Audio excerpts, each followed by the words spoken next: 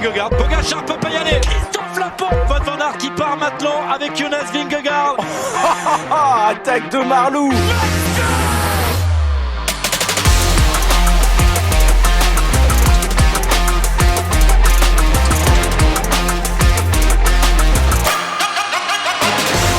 Bonjour à toutes et à tous, c'est parti pour le débrief de la deuxième semaine du Tour de France, une deuxième semaine qui nous a offert beaucoup de spectacles, il y a beaucoup à dire donc dans ce podcast spécial. Avec moi aujourd'hui pour débriefer la deuxième semaine et le Tour de France après 2 semaines, Étienne Gourceau de Dico du Sport. Salut Étienne. Salut Guillaume. Écoute, on vous promet de ne pas résumer ces 2 semaines en 10 secondes. 10 secondes comme l'écart entre Jonas Vingegaard et Tadej Pogačar. Parfait. Parfait, exactement. On va pas faire ça en 10 secondes, il y aura beaucoup plus que ces 10 secondes. On sort ce podcast donc le jour de la deuxième journée de repos. Deuxième journée de repos, donc à la veille d'un contre-la-montre qui sera très important. On en parlera de ce contre-la-montre de demain entre Passy et Combloux. Mais tout de suite, déjà pour commencer, ton avis sur cette deuxième semaine de course. Est-ce que tu en es content? Est-ce que pour toi, tu as vu des choses que tu n'avais pas vues en première semaine? Qu'est-ce que tu en penses? Écoute, on voit que le duel Pogačar et Vingegaard, c'est vraiment un duel plein avec 2 coureurs vraiment de même niveau, comme je pense qu'on a rarement vu sur un Tour de France 2 coureurs de niveau aussi similaire. Il n'y en a pas un pour décrocher l'autre. Alors ça se joue un peu à coup de secondes, de bonus ici ou là, mais rien que ça magnifie ce Tour de France. Et on parle souvent de grands Tours de France, et je trouve que l'année dernière, on a eu un très grand Tour de France. Et cette année, pour le moment, on a un encore plus grand Tour de France parce qu'on a en plus une grande bataille pour le podium, avec 3 ou 4 gars qui peuvent encore y monter. Ouais, et puis même ces dernières années, parce que quand on remonte, on va dire à 2020, avec ce final à la planche des belles filles aussi, c'était pas un énorme Tour de France, on va dire, dans la dramaturgie, dans l'intensité, sur toutes les 3 semaines. Là, c'était vraiment sur la fin, à la planche des belles filles. Là, c'est vraiment depuis la première étape, avec ce parcours dessiné et déjà compliqué, accidenté, pas décisif, mais accidenté, escarpé dès le premier jour. Ça nous a offert déjà une bataille dès le premier jour, et c'est vrai qu'ils nous poursuivent ça. On est en fin de deuxième semaine, il n'y a que 10 secondes d'écart au classement. On en parlera peut-être tout à l'heure, il devrait y en avoir peut-être moins que 10 secondes, mais bon, ça c'est autre chose. Mais là, on est au lundi du début de la 3e semaine de ce Tour de France, et très sincèrement, je m'attendais pas à avoir aussi peu d'écart au classement, 10 secondes seulement, alors qu'il nous reste un contre-la-montre, une grosse étape de montagne et une belle étape de moyenne montagne pour terminer. Sincèrement, c'est haletant, c'est vraiment haletant, c'est le mot que je ressors depuis le début de cette deuxième semaine, haletant donc entre Vingegaard et Pogačar. Étienne, on va pas faire un podium, on va faire un top 5 de cette deuxième semaine, ou en tout cas de ce Tour de France après 2 semaines. À toi l'honneur. Alors je commence par ordre décroissant, donc mon numéro 1, c'est vraiment le duel Vinge-Poggi. Ce qui rend en plus ce duel haletant, c'est que après l'étape de la Reims, on pensait un peu que c'était déjà fini. Vingegaard avait mis une belle branlée à Pogačar ce jour-là, et limite le lendemain, on était en train de se dire il va encore reprendre 1 minute 30 dans la tronche, et ciao, bye bye, le suspense terminé. Donc ça, vraiment en numéro 1, parce qu'il nous offre un truc, vraiment, comme je te le redis, au sort de cette 5e étape, je n'y croyais pas, vraiment pas une seconde. Et t'inquiète, sur la course, c'était pareil. En numéro 2, mine de rien, on a quand même une super bataille pour le podium, chose qu'on n'avait pas eu en 2022, parce que vraiment, Geraint Thomas avait pris un gros ascendance sur David Gaudu. On avait vite compris que David Gaudu allait plutôt jouer la 4e place que la 3e. Donc ça, c'est vraiment un gros coup de cœur. On voit Adam Yates, Carlos Rodriguez, Jay Hindley sont encore capables, même si l'Australien connaît des jours difficiles ces derniers temps, il n'y a rien qui dit qu'il puisse pas se refaire après la journée de repos. Il est tombé avant-hier, donc il peut aussi panser ses plaies, profiter de cette journée de repos pour panser ses plaies et revenir. On sait que c'est un coureur de 3e semaine. Quand il a fait 2 et 1 du Giro, à chaque fois il a fait une très très grosse 3e semaine, notamment une très grosse dernière étape de montagne à chaque fois. Écoute Guillaume, moi en numéro 3, j'ai un gros coup de cœur. Alors ils n'ont pas eu de chance hier sur cette étape là qu'a gagné Wout Poels, mais j'ai un gros coup de cœur pour cette équipe Israël, qui est vraiment une équipe offensive. Ils sont pas venus avec une grosse arme, contrairement à beaucoup d'équipes. Ils n'avaient pas un leader pour le classement général, ils n'avaient pas un sprinter capable de leur assurer un top 3 à coup sûr. Mais c'est une équipe avec plein de bons éléments. Alors il y a Chris Nederlands malheureusement qui a été très malheureux hier, comme je l'ai dit. Mais c'est un coureur qu'on a vu à l'avant, qui est passé tout près d'une victoire d'étape. Il y a le vétéran Michael Woods qui, lui, pour le coup, est loin de la maison de retraite, puisqu'on a souvent qualifié cette équipe de maison de retraite. Michel Lui, Bois. C'est ça. Lui, il est venu vraiment en étant en grande forme. Enfin, quand il arrivait à Israël, il sortait d'une très belle saison. Il est vraiment dans la continuité de ce qu'il fait. C'est vraiment un coureur d'ailleurs qui s'est bonifié avec le temps. C'est quelqu'un qui a 25-26 ans, c'était plutôt un anonyme du peloton. Il s'est révélé au-delà à 30 ans, je dirais sur la Vuelta 2017, même peut-être un peu avant. En top 4, malgré tout, je trouve que les Français, même s'il y a eu cette victoire de Victor Lafay, c'est un peu compliqué. Il y a un gars comme Burgodeau fait un excellent Tour de France, mais il n'arrive pas à trouver l'ouverture. Par contre, c'est vrai qu'il faut avouer que sa 3e place aujourd'hui elle vaut quasiment une victoire d'étape, parce que quand tu vois la composition de l'échappée, tu te dis Burgodeau 3, je pense que lui-même aurait signé des deux mains. C'est un très bon coureur. Je pense qu'il a le profil pour briller sur des courses à étapes d'une semaine pas trop montagneuses. Mais malgré tout, tu regardes le classement général, Guillaume, le premier français, il est 9e cette année. Contrairement à l'année dernière où Gaudu fait 4, il est 9e. Alors, il y a eu un peu de mieux hier sur l'arrivée à Saint-Gervais-Mont-Blanc. Guillaume Martin est 10e. Malgré tout, c'est quand même compliqué. On s'aperçoit qu'ils sont déjà à 14. Les deux sont à plus de 14 minutes. C'est loin, hein. Ils sont même très loin du podium. J'ai envie de dire que David Gaudu est déjà plus loin du podium cette année qu'il ne l'a été l'année dernière à la fin du Tour de France. En sachant que je pense que Geraint Thomas est un meilleur coureur pour le moment que Carlos Rodriguez. Carlos Rodriguez sera peut-être un meilleur coureur plus tard, mais le Geraint Thomas de 2022 est sans doute un peu plus fort que notre Carlos Rodriguez de cette année. Oui, et bien on verra aussi que c'est aussi par rapport au parcours. Vas-y. C'est ça. Ton 5e point. C'est le maillot à pois. Et c'est à la fois beau et triste. C'est-à-dire que c'est beau parce que tu vois une belle bagarre entre Ciccone, Powless, tu vois même pourquoi pas d'autres coureurs qui ont essayé de marquer des points. Et pourtant, à la fin, on sait que ça va être celui qui va passer en tête de la Lose. Et celui qui va passer en tête de la Lose, ça va être soit Jonas Vingegaard, soit Tadej Pogačar. Je ne pense pas que les deux voudront laisser échapper cette étape de Courchevel. Et donc, pour la 4e année consécutive, on risque bien d'avoir un gars du classement général. Et j'ai envie de te dire, Guillaume, je pense que ce sera le maillot jaune qui sera maillot à pois cette année encore. Donc, c'est un peu triste. C'est un peu triste, mais non, parce que ce maillot meilleur grimpeur, il a fait on a Virenque en tête, on a Vauclair, on a Julien Lafilippe aussi qui avait été magnifique. C'est un peu le maillot de notre jeunesse, hein, ce maillot à pois. Et le maillot de notre jeunesse, c'est vrai que c'est un peu le maillot des Français aussi d'ailleurs. Il y a beaucoup de Français qui l'ont remporté entre l'avènement Virenque qui est le dernier, qui est donc Julien Lafilippe. Il y a eu Barguil qui a été un maillot à pois magnifique. C'était des grimpeurs, hein, tous ceux, à part peut-être Anthony Charteau qui était un peu moins grimpeur. Salut Anthony. Oui, qui a d'ailleurs qui a fait quand même un très bon Tour de France 2010, mais je pense que c'est quand même le moins grimpeur de tous du 21e siècle, malgré tout, sans le dénigrer les qualités d'Anthony Charteau. Malgré tout, c'était quand même des grimpeurs. À la Philippe, on l'a vu qu'en montagne, quand il est en forme, c'est pas un manche. Barguil, il fait quand même 10e des tours, mais c'est des gens qui le jouaient vraiment. Là, ça va faire pourquoi pas une 4e année où finalement on lui pose le maillot à pois sans qu'il ait à aller le chercher. On verra aussi. Ça se mérite. Comme le maillot jaune, ça se mérite. Le maillot vert, ça se mérite. Je trouve que le maillot à pois, il se mérite plus trop par rapport à avant. Je te comprends. Après, on verra un peu plus tard, mais on verra aussi que on est un peu dans ce cyclisme moderne où les gars, les favoris veulent tout gagner, tout simplement, et ils laissent pas grand chose aux autres, ils laissent pas beaucoup de miettes.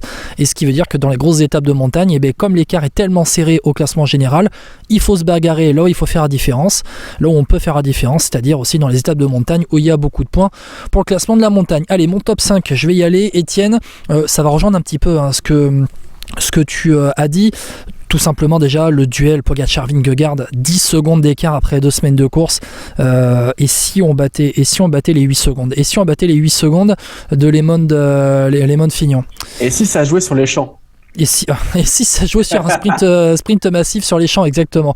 Bon, ça on verra. Après il y aura moi j'ai des sous-points un petit peu dans cette bataille Pogačar-Vingegaard, parce que ça n'empêche pas les suspicions et parce qu'il y a une guerre froide énorme entre UAE, et c'est le terme guerre froide sorti par Matteo qui était avec moi samedi, guerre froide entre UAE et Jumbo, et c'est clairement ça aujourd'hui. Mon deuxième point, allez, je vais faire dans l'ordre du classement, c'est cette bataille pour le podium qui est très intéressante finalement. Et on verra que ça concerne aussi des lieutenants, des lieutenants de Pogačar et Vingegaard. enfin surtout Adam Yates, qui aujourd'hui est vraiment en forme et qui pourrait aussi profiter de cette bataille Pogačar-Vingegaard pour accéder au podium à Paris. Mon troisième point, ce sera David Gaudu, parce que je voudrais qu'on fasse un point spécial David Gaudu.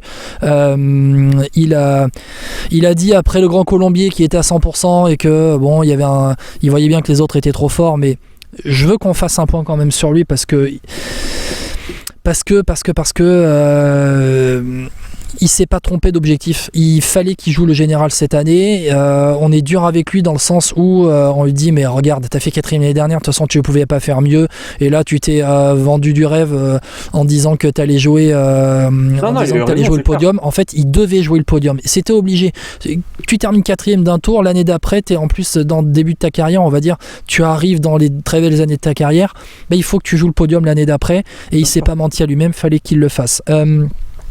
Mon quatrième point, ça va être les échappés qui ont enfin réussi à aller au bout, même si Jay Hindley était allé au bout à la Reims, mais c'est vrai qu'on a eu après les écarts au classement, on a eu de vrais échappés maintenant qui ont pu se former avec les victoires de Bilbao, avec les victoires de Jon Izagirre, de Kwiatkowski aussi, de Wout Poels, et des énormes bagarres en début d'étape pour prendre les échappés. Et puis mon 5e point, c'est quand même Jasper Philipsen qui a gagné à Moulins cette semaine, qui a gagné à Moulins mercredi, et qui, bon voilà, si tout va bien, sera maillot vert à Paris. Voilà, je vois pas comment il peut éviter d'avoir ce maillot vert. Très rapidement, Étienne, on va passer quand même, parce qu'il y a beaucoup de choses à dire sur cette deuxième semaine. On va essayer d'être très succinct dans nos paroles. La bataille Pogačar-Vingegaard, 10 secondes d'écart après 2 semaines de course. Bon, c'est l'un, voire le Tour de France le plus serré, on va dire, de ces 20 dernières années. Non seulement il y a un écart très faible, mais on les voit tous les jours s'envoyer la tronche à se faire mal pour essayer de creuser sur l'autre. Alors, ça a été surtout Pogačar qui a été à l'initiative. Je trouve que Vingegaard fait un magnifique défenseur. On a souvent, alors j'ai eu l'occasion de le souligner déjà sur les réseaux sociaux. Moi, le premier, j'ai souligné parfois ses failles mentales. J'en avais fait d'ailleurs un article pour Dico du Sport. Après, justement, sa prise de pouvoir à la Reims, à l'époque, je disais qu'il était certainement le plus fort en montagne, mais que son point faible, c'était sa tronche. Et je trouve que justement, dans la tronche, il a vraiment bien répondu parce que plusieurs fois, il a été distancé par Pogačar. Et des fois, dans la tête, tu aurais pu exploser et les 5-6 secondes auraient pu se transformer en 15-20, 25-30. Au Puy-de-Dôme, à Jouplane, notamment. Jouplane, c'est incroyable. Il est distancé pendant 1 km et demi. Il reste à 5-6 secondes et il revient et lui dit, gamin, au Grand Colombier aussi. Au Grand Colombier. Ouais. Oui, mais dans Jouplane, tu vois, c'est là que c'est intéressant parce qu'en fait, il a vu que sur le jump, sur le punch, Pogačar était au-dessus, on le sait. Dans la filière courte, on va dire, dans la filière explosive, Pogačar est au-dessus que Vingegaard. Mais par contre, Vingegaard avait dit on va arriver sur des étapes qui sont plus à ma convenance, c'est-à-dire moins sur des étapes où ça joue sur une montée sèche, sur un sprint. Et c'est exactement là où on en est aujourd'hui. Et dans Jouplane, l'attaque de Pogačar, elle est loin du sommet de Jouplane. Et au final, on a vu ce que Vingegaard nous a annoncé, c'est-à-dire que il est là, il est au rendez-vous et il gère ses efforts. Et tu as l'impression que, et je regardais des images de l'année dernière sur les attaques de Pogačar sur le Tour de France 2022, où Vingegaard sautait tout de suite dans la roue. Peut-être que Vingegaard est un peu moins fort que l'année dernière, peut-être, je dis bien peut-être. Pogačar est plus fort. Ou que Pogačar, voilà, exactement, que Pogačar est plus fort. Mais Vingegaard, il a bien compris qu'il fallait pas qu'il se mette dans le rouge, ou on va dire dans le rouge écarlate, à suivre absolument Pogačar sur chaque accélération, parce que vu que Pogačar est plus fort, c'est peut-être le meilleur moyen d'exploser, et justement, c'est à un moment donné de suivre Pogačar tant qu'il le peut, et puis après de se mettre entre guillemets à son rythme, et le rythme de Vingegaard, il est à 3-4 secondes derrière Pogačar sur les accélérations explosives, et dans Jouplane, il est revenu sur Pogačar. D'ailleurs, Guillaume, je pense que Vingegaard est quelqu'un qui apprend bien les leçons, et je pense qu'il a bien retenu la leçon de la loge des gardes sur Paris-Nice, où je sais pas si tu te souviens, il avait voulu se mettre dans le rouge pour suivre Pogačar, et là il avait vraiment explosé, il avait perdu une bonne 40aine de secondes ce jour-là. Et je pense que les leçons ont été bien apprises. Ouais, exactement. Et Vingegaard, c'est un jeune coureur encore. Hein. C'est un jeune coureur au final à ce très haut niveau, je veux dire. Hein. Le Danois, il a quel âge, le Danois? Il doit avoir 2-3 ans de plus que Pogačar. Il était éligible au maillot blanc jusqu'en 2021. 26 ans. Il a 26 ans. Jonas Vingegaard. Bon, et c'est un coureur qui apprend très vite. Il est jeune à ce très haut niveau. Et au final, il apprend bien. Et tu vois vois que bon voilà, tout est étudié, hein, et en fait c'est le point aussi, c'est ce point entre UAE et Jumbo, la guerre froide, qui était le terme utilisé par Matteo et que je vais reprendre avec toi, Étienne. C'est que c'est vraiment une guerre entre les deux équipes, et on voit même dans l'école, s'il y avait de la place pour qu'il y ait 2 trains côte à côte, limite ils le feraient, les gars. C'est impressionnant franchement cette bagarre qu'il y a entre les deux. UAE s'était armé après la défaite de l'année dernière en recrutant Adam Yates. Adam Yates aujourd'hui il est à 19 secondes du podium, à 19 secondes de Carlos Rodriguez. Sepkus il est toujours au niveau, et derrière les gros Schartner, les Kelderman, les gars ils se tiennent aussi, et c'est une vraie bagarre entre ces deux teams. D'ailleurs, un petit mot sur Adam Yates. Alors, je sais qu'il reste encore une dernière semaine et que justement, c'est parfois celle qui est fatale à l'anglais. Mais pour moi, il fait son meilleur grand tour de toute sa carrière actuellement. Il est incroyable. Je regardais ses meilleurs classements, hein, dans le débrief d'hier, de l'étape d'hier. C'est 4e au Tour de France, 4e à la Vuelta ou au Giro, 4e, je sais plus, au Giro, je crois. Ouais, mais il fait 4e du Tour de France 2016. Oui. Où entre le 4e et le 10-11e, il n'y a pas beaucoup d'écart. D'ailleurs, Bokemolema, quand il a sa défaillance à Saint-Germain-Mont-Blanc, il passe de 2e à 11e du général, en perdant que seulement. Enfin, je dis seulement, c'est énorme, mais il perd 4 minutes. Donc cette année, un Adam Yates, s'il perd 4 minutes, eh ben, il recule que de 2 places. Mais tu te rends compte que c'est aussi un peu dans la tête quand t'es lieutenant. Et pour Sepkus, c'est pareil, parce que Sepkus, il est 6e du général, mais il n'a pas la pression de jouer quelque chose pour l'équipe. Il est au service d'un leader, et pour Sepkus, on sait que la défaillance, elle a été mentale pendant la plupart du temps dans sa carrière, quand il était dans le rôle de leader.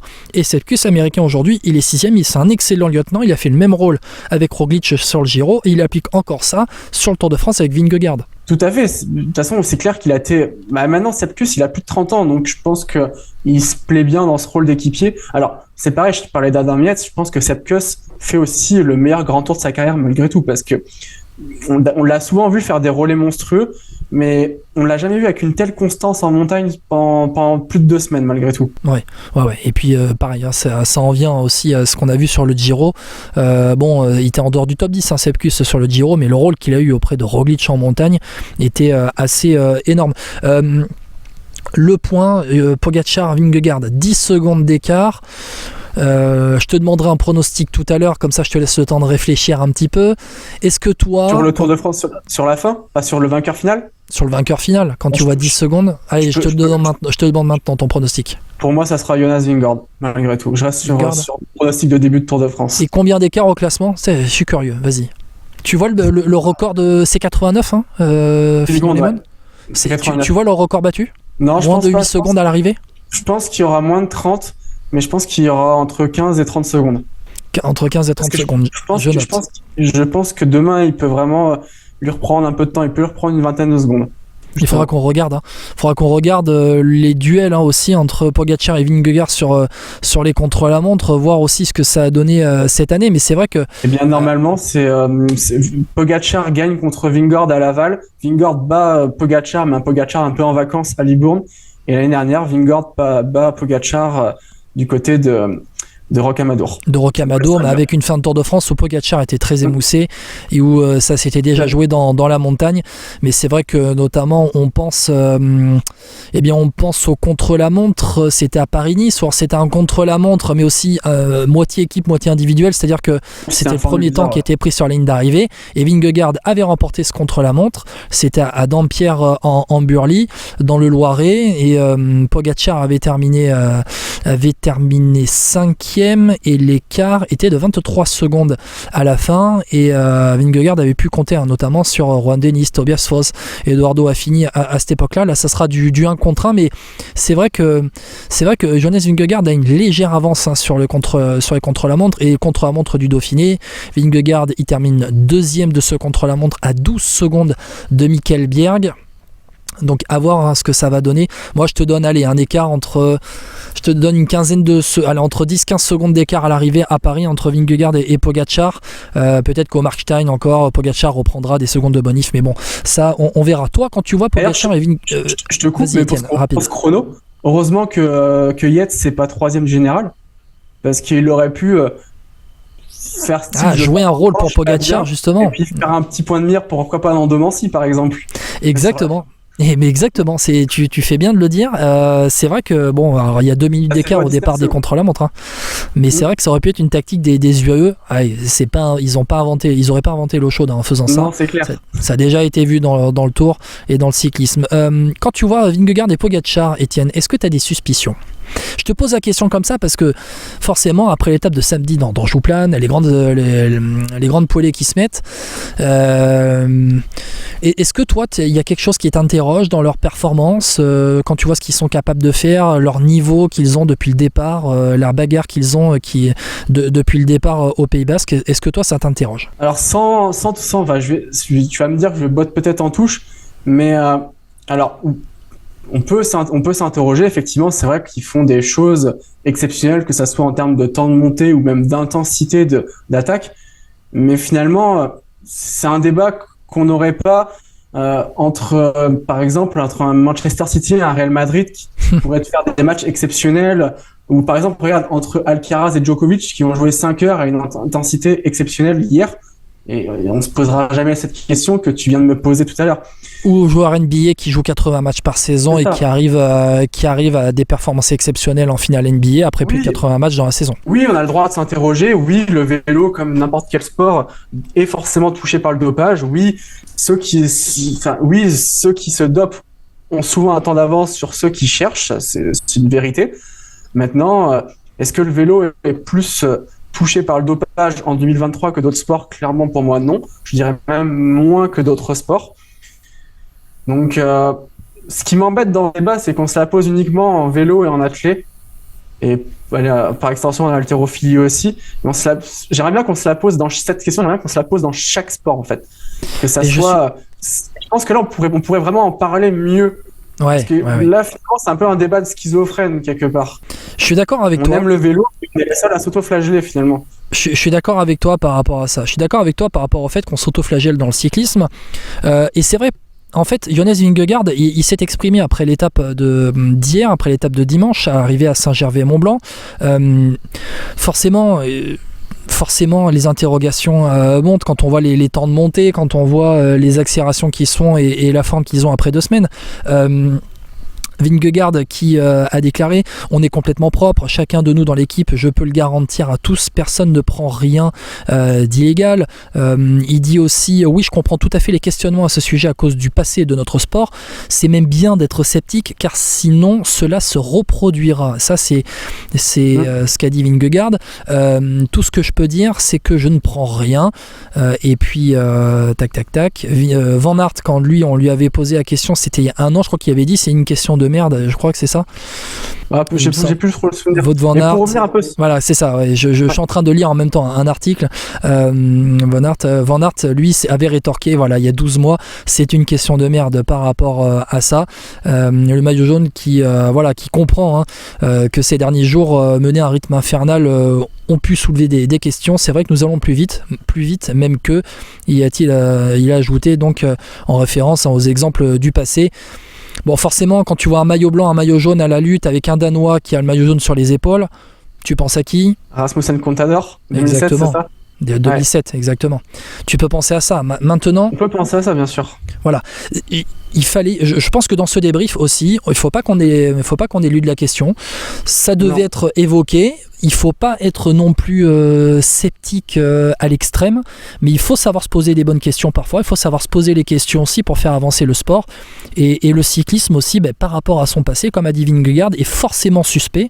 Forcément. Mais le cyclisme ne pourra jamais y échapper. Les performances sont extraordinaires. Quand on monte sur un vélo, on peut comprendre ce qu'endurent les gars sur le vélo. Mais les gars aujourd'hui sont à un niveau exceptionnel. Et c'est vrai que les écarts au classement général peuvent interroger. Maintenant, voilà, on a posé ça. Toi comme moi, je pense qu'on n'a aucun fait pour dire ils sont dopés. Donc maintenant, bon voilà, on verra bien. Je voulais quand même revenir sur les temps de montée. Alors c'est clair qu'ils sont impressionnants. Cependant, tu pourrais repartir de Marie Blanc. Le record avait été battu de 2 minutes quasiment par Vingegaard. Mais tu t'aperçois qu'il y avait déjà eu des suspicions en 2020 sur ces temps de montée de Marie Blanc. Ça avait déjà beaucoup parlé à l'époque. Et tu t'aperçois que finalement, Gaudu, il fait le même temps que montée que Pogačar il y a 3 ans. Donc on n'en finit plus avec ces histoires de temps de montée. Je pense qu'il y a aussi des progrès matériels. D'ailleurs, je trouve qu'on ne parle pas assez de la guerre de matériel qu'il y a dans le vélo depuis 2 ou 3 ans. Je suis entièrement d'accord avec toi, Étienne. On n'en parle pas assez parce je pense que le vélo, d'une année ou à une autre, si ton vélo il est moins bon, je pense que c'est l'ensemble de ton équipe qui est moins bonne. Alors, Oui. alors d'ailleurs, sur ça, il ne faudrait pas que ça dérive comme la Formule 1 ou la moto. Mais, Alors moi justement, je vais embrayer sur ce que tu dis et je pense que dans le cyclisme, on devrait plus traiter les mécaniques, en tout cas les vélos, le côté mécanique du vélo. Attention, Comment ? pas sans parler de dopage mécanique, mais vraiment de progrès technologique. Non, je ne parle pas, justement, je ne parle pas de dopage mécanique. On met beaucoup en avant dans la Formule 1, pour regarder beaucoup la Formule 1, on met beaucoup en avant les avancées. À chaque fois, Red Bull pour le prochain Grand Prix va nous livrer de nouvelles améliorations sur leur voiture. Et ça, en fait, c'est des choses qui sont mises en avant. Les départements de recherche et de développement, dans la soufflerie notamment, sont mis en avant en Formule 1, sont beaucoup mis en avant. Et ça fait partie entièrement du sport. Et je pense que dans le vélo, ça ne fait pas justement assez partie de ce sport parce qu'on a pendant des années vu les avancées dans le vélo. Alors c'est vrai qu'avec les moteurs, la fameuse affaire des moteurs de l'époque Cancellara Rabunen notamment, au Tour des Flandres, à cette époque-là, on avait vraiment des grosses interrogations par rapport à ce qui était. Mais je pense qu'il faudrait se pencher dans le vélo pour que ça soit beaucoup plus compris par le public. Cette guerre des vélos, aujourd'hui, est très importante. Il faudrait qu'on traite beaucoup plus la question du matériel, comme on le traite en Formule 1, pour justement dire aujourd'hui, les équipes, elles ont ça et ça. Et ça pourrait expliquer notamment... Je sais pas, je te dis ça comme ça, le recrutement d'un Peter Sagan par exemple chez Total Energy, puisque Peter Sagan en pré-retraite chez Total Energy a ramené Specialized chez Total Energy et donc a permis à Total Energy d'avoir des vélos performants aussi. La bataille, elle est là. Plus tu as une équipe qui a de budget, Jumbo UAE, plus tu as une équipe qui a de budget, plus tu as une équipe qui peut avoir des vélos et les meilleures améliorations et les dernières améliorations. Et ça a donné Turgis plusieurs fois top 5 de monuments, dont un podium. Ça a donné Burgodo qui a quand même franchi un gros step encore une fois depuis 2 ans. C'était quand même une équipe qui était... C'est bien que tu parles de la Total Energy parce que entre 2015 et 2020-21, c'était quand même une équipe qui était très déclinante. Ouais. Et on est passé d'un stade où tu avais un Pierre Roland qui pouvait jouer une étape de montagne à chaque Tour de France, un Vauclair qui brillait, à une équipe qui était franchement devenue limite à se poser la question à savoir s'ils avaient leur place sur le Tour. Là, je pense qu'ils ont prouvé qu'ils l'avaient quand même entre Pierre Latour et Burgodo. C'est quand même, ça gagne pas, mais ça fait 2 et 3 quand même. Ouais, exactement. Et puis ça a permis aussi de gonfler un peu les budgets. Voilà, je pense qu'il fallait qu'on parle de cette question-là. Faut dire aussi, et là ça va être des faits, et vraiment juste des faits, sans vouloir non plus se cacher de ce qui se passe, fermer les yeux par rapport à ce qui peut se passer, mais encore une fois, on n'a pas de faits.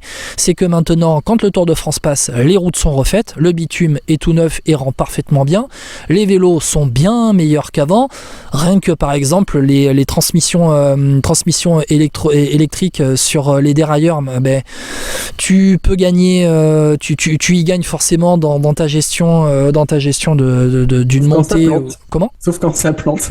Sauf quand ça plante, exactement. Et ça, je pense qu'Étienne, non, t'as pas vécu ça ? Si, non, je suis trop pauvre pour avoir de tel matériel, malheureusement. Exactement. Non, mais voilà, il faut aussi évoquer cela. Et puis il y a un point, c'est qu'on refait les routes, les vélos sont meilleurs, les entraînements sont beaucoup meilleurs, le niveau moyen du peloton s'est largement élevé et on arrive à des niveaux qui sont énormes. Et j'ai l'impression aussi que les grosses étapes de montagne sont plus courtes qu'avant. Aussi. Ah bah oui, à l'époque, c'était des 210, 220, 6-7 cols dans la journée. Et ça, on en avait l'habitude. Aujourd'hui, c'est beaucoup moins le cas. Aujourd'hui, c'est beaucoup moins le cas et donc ils arrivent entre guillemets plus frais dans les étapes de montagne avec moins de cols. Même si on voit des grosses bagarres au début et les grosses peignées qui se mettent au début pour prendre des échappées par exemple, comme on a vu samedi. Mais c'est vrai aussi que les étapes sont un peu plus courtes et on a vu, regarde, je prends l'exemple, c'est l'étape d'hier dimanche. L'étape elle faisait 150 km, non ? 148, 148, quelque chose comme ça, oui. Ou 180 et c'est samedi que ça faisait 150. Non, je tourne les pages, je te laisse, vas-y. Il me semble que tu as raison. Alors aujourd'hui, c'est 180. Pardon, hier c'était 180. Exactement. Et avant-hier, c'était 148. Alors 151,8, voilà. Okay. Jusqu'à Morzine. Donc tu avais Jouplane, mais avant, tu avais eu 3 cols de première catégorie. Mais tu n'avais que 150 bornes de course. Alors, on peut faire des recherches, mais j'ai toujours en tête l'étape de Courchevel celle que gagne Virenque en 97, je pense qu'il y a 3. Vas-y, fais ta recherche, on t'entend taper en même temps, on t'entend tapoter, vas-y. Ok, Non, t'inquiète pas, c'est le direct, on y va. Et ben, je vais peut-être pas la retrouver. Tu vas peut-être pas la retrouver. 97, tu me dis ? 97. Ah, regarde, moi aussi je suis sur mon ordinateur. Et regardez, on fait le podcast, on recherche en même temps, on va dans les archives du Tour de France. Tu me dis que c'est laquelle étape ? Celle de Courchevel que gagne Richard Virenque. Celle de Courchevel, qui est la 14e étape. Donc Virenque qui l'emporte devant Ulrich et Escartine 3e. Et l'étape, elle fait 148 km. 148, mais il y a 3 énormes cols dans la journée, il me semble. Et sachant que cette année-là, il y a une étape, celle d'Arcalis, où ils font col de Port, ils font Envalira, Ordino et Arcalis. C'est une étape à plus de 5000 mètres de dénivelé, celle-là, par exemple. Ah ouais. Non, voilà, il fallait qu'on en parle. Il fallait qu'on en parle de ça. On en est déjà à pratiquement une demi-heure de podcast. On va avancer parce que là, le premier point dont on a parlé, on va redescendre dans le classement, la bataille pour le podium quand même, Étienne, parce que là, après 2 semaines de course, donc le podium et la 3e marche du podium, elle est occupée donc par Carlos Rodriguez, mais Adam Yates est juste derrière. Jay Hindley a un petit peu craqué. Jay Hindley, comme on a dit, malheureusement, je pense qu'il se ressent un peu de sa chute d'il y a 2 jours. Et on sait que quand on est diminué, déjà que sur le Tour de France, quand on est à 100%, c'est dur. Ouais. Quand on n'est pas à 100%, c'est encore plus dur. Tu penses que aujourd'hui, qui est en meilleure position ? Pour moi, c'est Adam Yates qui va terminer sur le podium à Paris. Je sens dans la dynamique qu'Adam Yates va accompagner très loin Pogačar, que Rodriguez va tenter de rester au contact, mais on a vu notamment dans l'ascension de Saint-Gervais-Mont-Blanc qu'Adam Yates, il est très en forme, même si tu sens que peut-être il peut craquer en 3e semaine, mais il est là pour accompagner Pogačar et il est en mission. Adam Yates, il a été recruté pour ça. Disons que s'il survit à l'étape de la Loze et qu'il est 3e, je pense que c'est pas Omar Khan qui va prendre un éclat, parce que c'est une étape qui lui conviendra bien mieux que la haute montagne, où il était censé être un peu plus faible que d'autres. Donc tout se jouera pour lui mercredi. Exactement. Je pense que pour la UAE, il y a d'autres objectifs qui sont plus prioritaires. Bien évidemment. Après, on verra bien dès le contre-la-montre, parce que si Carlos Rodriguez dans le contre-la-montre, il prend un éclat, qu'Adam Yates est pas mal, ça peut aussi changer pas mal de choses. Je regarde ce qu'avait fait Carlos Rodriguez sur le contre-la-montre l'an dernier de la Vuelta, où il termine 7e, il terminait 4e de ce contre-la-montre, qui était en milieu de Vuelta, vers Alicante, exactement, où il termine à 1,22 de Remco Evenepoel sur 31 km. Il terminait à 22 secondes de Rémi Cavagna par exemple. Très costaud. Exactement, et il avait collé 20 secondes à Simon Yates qui avait terminé donc 7e de ce contre-la-montre. Voilà un peu pour on va dire pour le podium. Jay Hindley se ressent de sa chute. C'est là que c'est malheureux, c'est que le vainqueur du Giro de l'année dernière, il était bien parti, le vainqueur de la Reims, et puis il a chuté, était pris dans cette chute au début de cette étape vers Morzine, et puis il s'en est ressenti encore. D'ailleurs.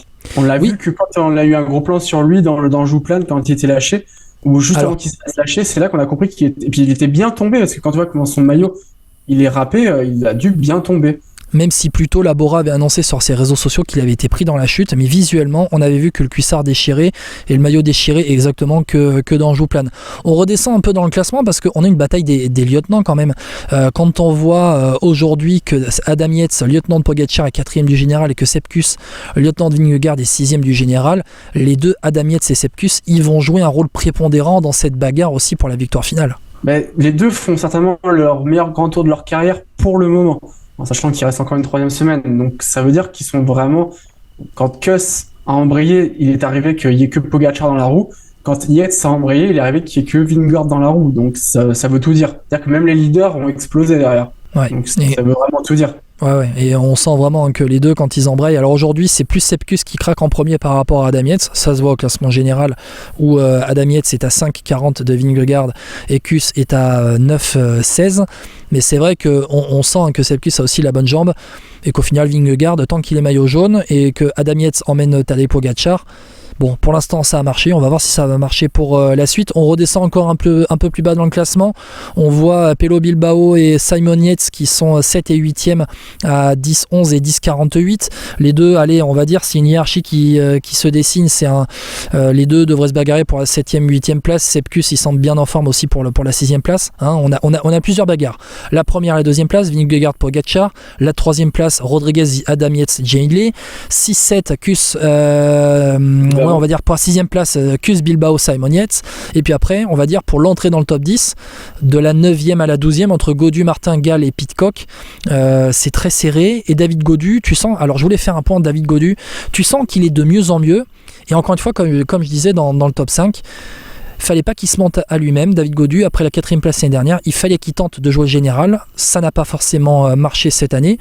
Peut-être qu'il grattera encore une place au classement général d'ici l'arrivée à Paris, mais en tout cas, il fait ce qu'il devait faire en fait, David Gaudu, et il s'est pas menti à lui-même. Alors, il s'est pas menti à lui-même sur cette gestion de classement général.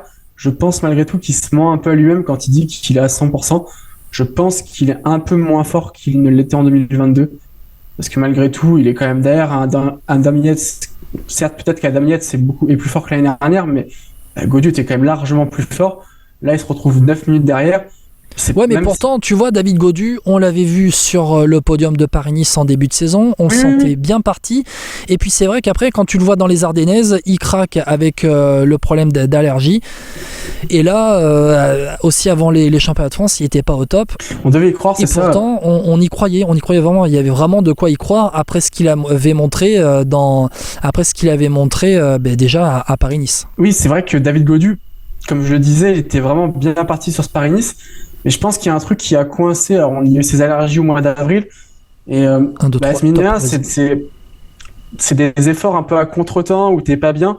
Et des fois, ça peut peser aussi sur le long terme. Et je pense qu'il lui a manqué ce petit truc en plus pour être là. Alors, je pense qu'il ça aurait été dur, quoi qu'il arrive, de jouer le podium. Mais il aurait pu bagarrer pour la 5e place sur ce Tour de France, à mon avis. Ce qui est déjà énorme. Parce qu'il ne faut pas sous-estimer la valeur d'un top 10, par contre. Il faudrait pas. C'est ce que Thibaut Pinot l'a bien dit. D'autres le disent aussi à raison. Faire 9e ou 10e de Tour de France reste une excellente performance. Même si on est un peu triste de ne pas avoir un Français plus haut. Oui, parce que finalement, David Gaudu, ce qu'on veut, c'est une progression. Quand il fait 4e du Tour, on l'attend 3e l'année d'après. C'est ça. Moi, j'aurais bien aimé le voir au moins dans la continuité dans un top 5. Après, David Gaudu, comme j'ai dit, il s'est pas menti à lui-même. Il s'est battu avec ses armes. Il a tenté de suivre tant qu'il a pu. Il a fait la course qu'il devait faire pour être placé au général, pour avoir la place qu'il a aujourd'hui.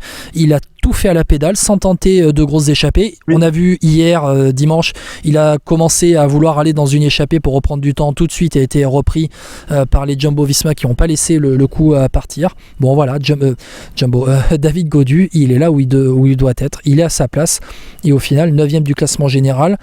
Devant lui, il y a quoi ? Il y a un vainqueur de Grand Tour avec Simon Yates. Il y a un Pello Bilbao qui est un très bon coursier du niveau de David Gaudu et qui s'est replacé exactement en partant justement dans une échappée en 2e semaine.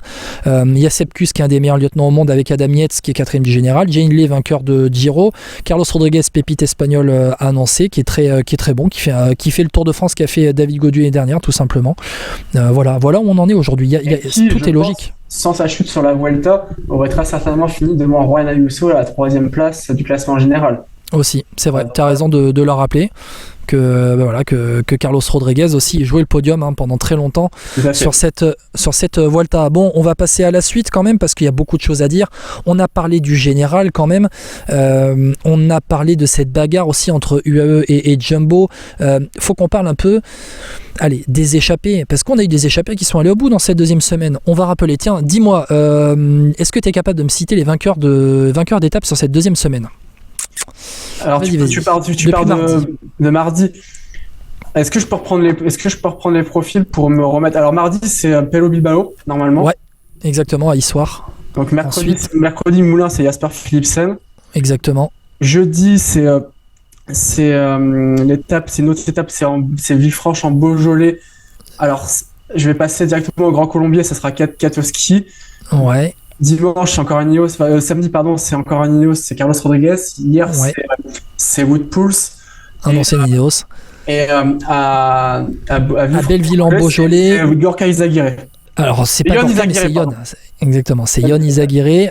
Faut qu'on parle des échappés parce que c'est vrai, alors ça va faire le point avec ce que tu disais sur Israël, qu'on avait vu déjà à l'avant pendant le Giro, avec Derek G notamment. Oh. Mais moi, je te parlerai de Israël et de Cofidis. Les deux équipes sont au niveau. La Bahreïn, exactement, puisque ils ont remporté 2 étapes en une semaine, mardi, dimanche, avec Bilbao et. Comment ? À chaque fois en baroudeur finalement. Exactement, 2 étapes, c'est ça, en baroudeur, en échappé avec Bilbao et Pouls. Mais au final, Étienne, on va reparler des équipes Israël et Cofidis, des identités d'équipes qui aujourd'hui sont vraiment des identités d'équipes qui jouent avec leur force en échappé et qui jouent les coups à fond. Mais d'ailleurs, je vais repartir de Cofidis parce que c'est vrai que, comme beaucoup, je me suis un peu moqué de Cédric Vasseur au début, là, quand il est arrivé il y a 3-4 ans maintenant, en disant que c'est vrai qu'il y avait cette gestion de Nasser Bouhanni qui n'était pas extraordinaire. Je trouve que finalement, il a construit une équipe. Alors, il n'y a pas d'énorme leader pour jouer un podium sur un Tour de France ou sur un grand tour, mais il a quand même construit une équipe d'attaquants avec des Simon Geschke qui l'année dernière avait été quand même bien en évidence. Là, il gagne 2 étapes. Victor Lafay fait un très grand début de Tour de France. Donc là, Yon Izagirre, il va se la chercher vraiment tout seul. Il la doit à personne, sa victoire. C'est vraiment une équipe qui est plaisante à suivre, très offensive, souvent dans les bons coups. Je sais pas s'ils étaient présents ce dimanche dans la dernière échappée. J'ai pas le souvenir d'avoir vu un coureur de Cofidis à l'avant, mais globalement, il flaire bien la course quand même. Ouais, il y avait dimanche dans les échappées, il y avait notamment Guillaume Martin qui se replaçait au classement général. Et donc, en fait, tu vois, ils sont toujours placés, ils sont toujours à l'offensive. Et c'est vraiment une équipe qui fait plaisir à voir. Et Israël, qui était dans le caniveau du World Tour il y a encore quelques mois, relégués, mais exactement dans le caniveau du World Tour relégués, ils se sont et tu vois, ils avaient même recruté, tu vois, Dylan Tuns, lui est arrivé en fin de saison dernière pour prendre des points pour se maintenir au World Tour. Ils n'étaient pas arrivés. Au final, ils sont repartis comme une pro team. Aujourd'hui, t'as des jeunes comme t'as des gars comme Derek Guy qui se sont révélés en prenant échappée sur le Giro. Michael Woods qui prend des échappées sur ce Tour de France. Tu les vois souvent.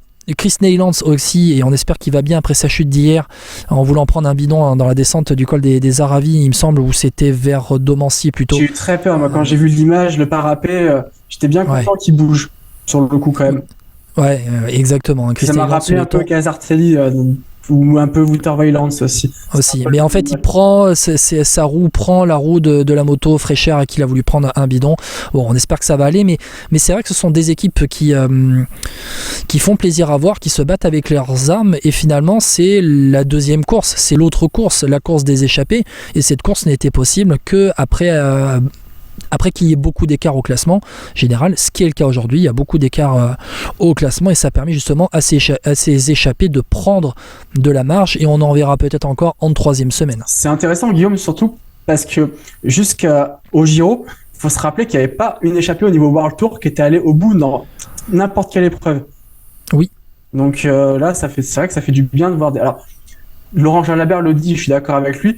Sur le Tour de France, c'est forcément un champion qui, même en échappée, qui gagne. Et tu t'aperçois quand même que t'as que des champions qui sont allés au bout, que des mecs qui ont la bonne cuisse et qui avaient déjà un palmarès auparavant. Oui, parce que les Woods, Bilbao, Izagirre, Kwiatkowski et Pouls, c'est quand même des sacrés coureurs. C'est que des mecs qui ont fait des top 10 sur un grand tour. Hein.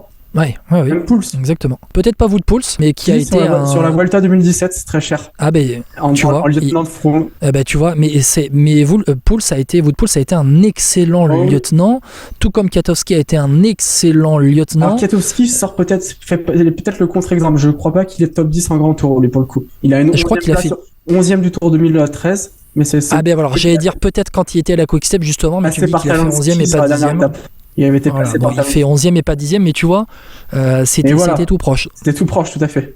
Bon, voilà, ces échappés qui donc peuvent prendre de la marge, on verra encore ce que ça va donner. D'ailleurs, tu me parles d'échappés en World Tour, c'est vrai qu'aujourd'hui, en fait, ils veulent tout bouffer, les gros veulent tout bouffer, ils veulent remporter. Quand c'est au sprint, c'est pour les équipes de sprinters, quand c'est en montagne, c'est pour les leaders aujourd'hui, mais même maintenant quand c'est vallonné, c'est pour des sprinters qui arrivent à passer des bosses, donc on est crème, ou alors des Van Aert, des Van Der Poel, tu peux avoir un Quinten Hermans, tous les gars aujourd'hui, sur tous les terrains, tu peux avoir les gros qui veulent gagner et qui usent de leur force justement pour l'emporter.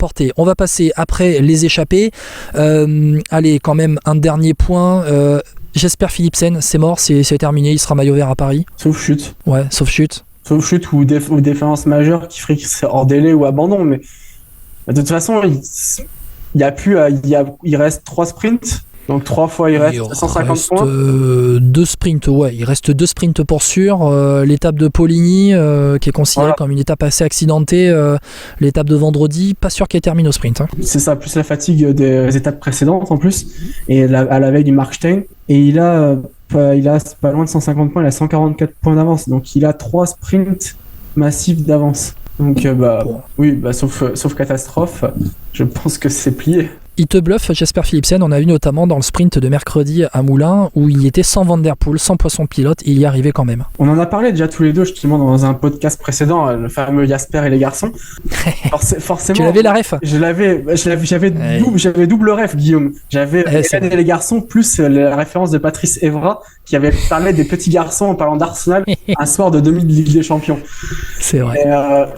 Oui, tu t'aperçois que Philipsen, dès qu'il fallait sprinter, au pire c'était deuxième. Donc à partir de là, il mérite son maillot vert. Il n'y a rien à dire. Exactement, Jasper Philipsen, impressionnant. Et d'ailleurs, ça interroge pour en tout cas les 2 sprints en tout cas, on va dire au moment pour le sprint de Bourg-en-Bresse, parce que celui des Champs-Élysées, tout le monde veut le gagner, mais au moment pour le sprint de Bourg-en-Bresse qui arrivera mardi, mercredi, jeudi, je me demande si les autres équipes de sprinteurs vont prendre la course en main, parce qu'après la raclée que leur a mis Philipsen, il y a eu 5 sprints depuis le départ du Tour, il fait 4 victoires, une 2e place à Limoges.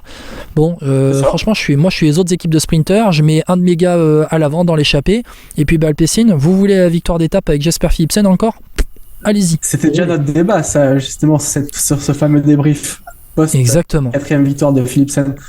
Et d'ailleurs, Alpecin dira dans la foulée, nous on a déjà gagné 4 victoires, si vous voulez la victoire, roulez. Donc ça va être une bataille de dupes, et pour Bourg-en-Bresse, pourquoi pas. C'est une échappée de plaine peut aller au bout, on va voir, on a déjà vu ça, on va voir ce que ça va donner. Exactement. On va voir ce que ça va donner. Étienne, tu voulais parler du maillot à pois. Ça va être le dernier point dont on va parler pour cette 2e semaine. Le maillot à pois, toi, c'est une bataille qui te fait plus rêver. Moi, j'en ai parlé vite fait avec Mathéo, il me semble, c'était avec toi, je sais plus, en fin de semaine. Ça me fait plus du tout rêver le maillot à pois. Peut-être parce qu'il n'y a pas de Français qui se bat pour ce maillot, mais l'année dernière, aujourd'hui, dans la bataille de points. De Fulca, on a vu des Français se batailler, mais c'est vrai que ça fait. Même Bardet qui gagne en 2019, ça me fait pas rêver, honnêtement. Parce qu'il gagne sur une seule étape, donc c'est un peu particulier. Je l'avais même oublié, tu vois. Ouais, voilà, tu vois. Tu me le rappelles. Mais je pense que le barème, il n'est pas bon. Alors, en fait, ils l'ont changé justement après la victoire d'Anthony Charteau, on en a parlé tout à l'heure. Et c'est vrai que tu vois. Il y avait trop de gros points sur des cols qui étaient trop loin de l'arrivée, et j'ai voulu comprendre qu'ils aient changé en 2011, l'année où Sanchez le gagne, pour que ça soit un bon grimpeur, quelqu'un qui est capable de gagner sur des arrivées au sommet, qui puisse le gagner. Mais là, je sais pas, est-ce que faudrait revoir le barème? Comment faudrait le revoir? C'est compliqué, parce que si tu reviens à l'époque des années 2000, tu peux avoir quelqu'un qui est pas vraiment un grimpeur qui le gagne. Faut pas que ça se transforme non plus en classement de meilleur baroudeur. Mais là, c'est vrai qu'on voit des graisses. Il faut tenter parfois. Aujourd'hui, regarde ce que fait le Giro, la bataille du classement de la montagne pour le Giro. Elle était belle, hein. Cette bataille est intéressante. Après, sur le Giro, mine de rien, il y a moins de grands champions grimpeurs. C'est le Tour de France, c'est l'objectif majeur de tout le monde aussi. C'est vrai. On a eu Puis, il n'y a pas eu d'immenses bagarres sur le Giro comme il y a sur le Tour de France aussi. On n'a pas vu des Roglic, Geraint Thomas. Si tu as vu une attaque, est-ce que tu as vu sur le Giro une attaque d'un des deux avant 1 kilomètre de l'arrivée de ceux qui arrivent au sommet? Je pense pas. Hein. Ouais, non, mais t'as raison. Après, c'est ce qu'on disait aussi dans le top 5 de début de podcast. Aujourd'hui, les deux, ils veulent tout gagner. Il y a tellement peu d'écart au classement que là où ils peuvent faire la différence, c'est justement dans ces arrivées. Je pense pas qu'ils veulent gagner. Après, tout dépend de ce que veulent faire les. Exactement, je pense pas. Mais ils le gagnent parce que voilà, ils sont au-dessus. Maintenant, tout dépend de ce que veulent faire les équipes aussi des étapes. L'étape d'hier, dimanche, il y a eu. Alors, il y a circonstances de chute en début d'étape. Pas l'oublier celle-là. Mais exactement. Mais au final, l'échappée est allée au bout, donc les échappés ont pris les points et les favoris n'ont pas pris de points au classement de la montagne. C'est ça. Mais s'il n'y avait pas eu la chute, on était quand même dans un scénario où la Jumbo voulait pas laisser partir encore. Oui, il n'y avait qu'une minute au moment où il y a la chute. C'est ça, sachant que dans la chute, il y a Van Der Weyden qui est sérieusement touché, et je pense qu'il y a 2 ou 3 coéquipiers du leader qui sont aussi dedans sans forcément être tombés, mais qui sont pris. Et Vingegaard qui passe pas très loin justement de cette chute.